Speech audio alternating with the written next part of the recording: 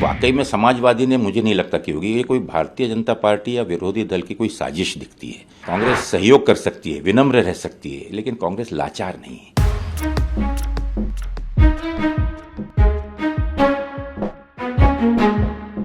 लोकसभा चुनाव 2024 के लिए सभी पार्टियां कमर कस चुकी हैं। देश में दो धड़े चुनाव मैदान में हैं। एक तरफ एनडीए है तो दूसरी तरफ इंडिया गठबंधन है। लेकिन जिस तरीके के हालात बने हुए हैं, ऐसा लग रहा है कि चुनाव से ठीक पहले इंडिया गठबंधन दम तोड़ देगा। राहुल की यात्रा बंगाल पहुंची नहीं थी कि ममता ने अकेले चुनाव लड़ने का ऐलान कर दिया। वहीं बिहार पहुंचने से पहले इंडिया गठबंधन के संयोजक नीतीश कुमार एनडीए में शामिल हो गए। इतना ही नहीं, देश के सबसे बड़े सूबे में जो कांग्रेस 16 सीटों पर ख्वाब देख रही थी, उसे अखिलेश यादव ने झटका दे दिया। अखिलेश यादव ने बिना कांग्रेस से सलाह किए 16 सीटों पर लोकसभा के प्रत्याशी घोषित कर दिए, जिसमें से 5 सीटों पर कांग्रेस दावा कर रही थी। यही वजह है कि अब उत्तर प्रदेश में भी कांग्रेस और सपा के बीच एक आखिरी पतली डोर नजर आ रही है।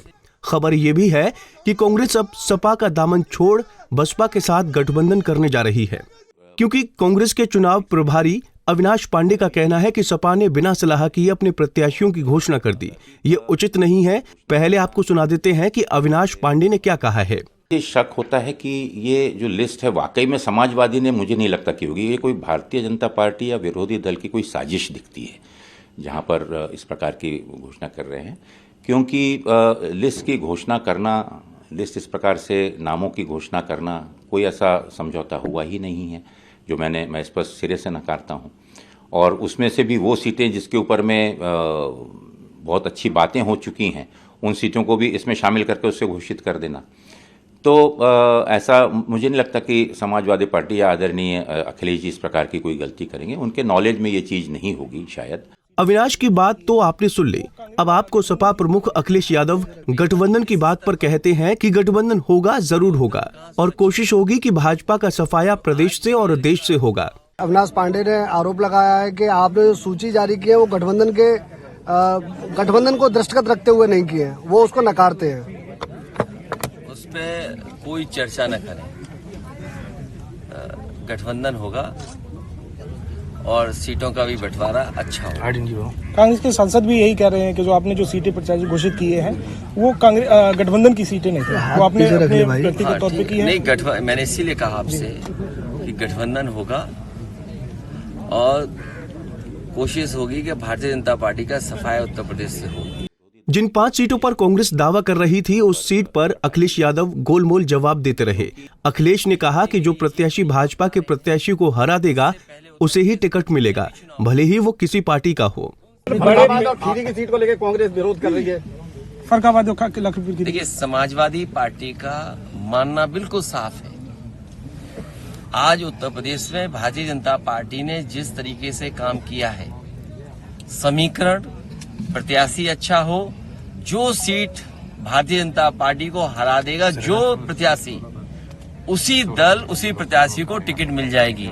समाजवादी पार्टी का कहीं किसी प्रत्याशी को लेकर के, किसी सीट को लेकर के नहीं है, कोई आपत्ति नहीं है। समाजवादी पार्टी की कोशिश रहेगी गठबंधन बने और गठबंधन ही भारतीय जनता पार्टी को हराए। कांग्रेस कह रही है कि गठबंधन तो आपने माना नहीं, उनका भी दावा था इन सीटों पर। कौन कहां से कौन सा प्रत्याशी उतरेगा, ये भारतीय जनता पार्टी का सबसे बड़ा खतरनाक परिवार है। सर एक भारतीय जनता पार्टी भारतीय जनता पार्टी का सबसे खतरनाक परिवार है। उस परिवार की वो चर्चा ही नहीं करते। प्रदेश में गठबंधन पर सब कुछ साफ नहीं है। एक तरफ सपा उम्मीदवार उतार रही है तो दूसरी तरफ कांग्रेस दूसरे दलों में ताका झांकी कर रही है। लेकिन सपा नेता कह रहे हैं कि सब कुछ ठीक है। लखनऊ से सपा प्रत्याशी बनाए गए रविदास मल्होत्रा कह रहे हैं कि सब कुछ ठीक है। कांग्रेस के लिए 11 सीटें छोड़ दी गई हैं, लेकिन कांग्रेस ये सुनने को तैयार नहीं है।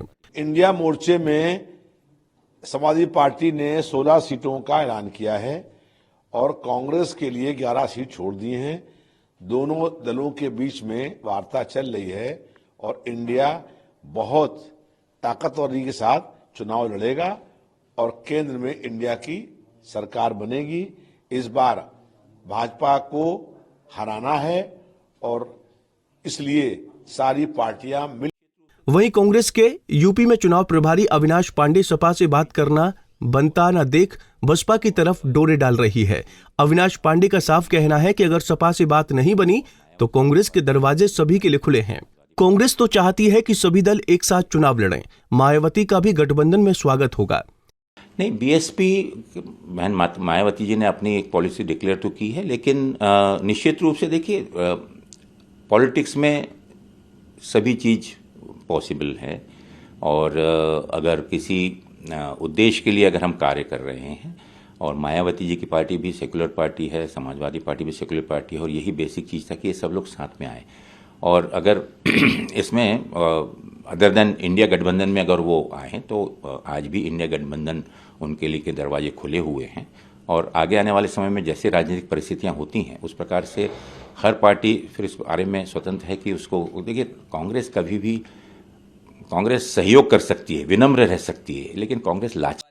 अखिलेश यादव यहां कांग्रेस के साथ रहने की बात कर रहे हैं तो दूसरी तरफ जयंत चौधरी भी पश्चिमी यूपी से ताल ठोक रही हैं।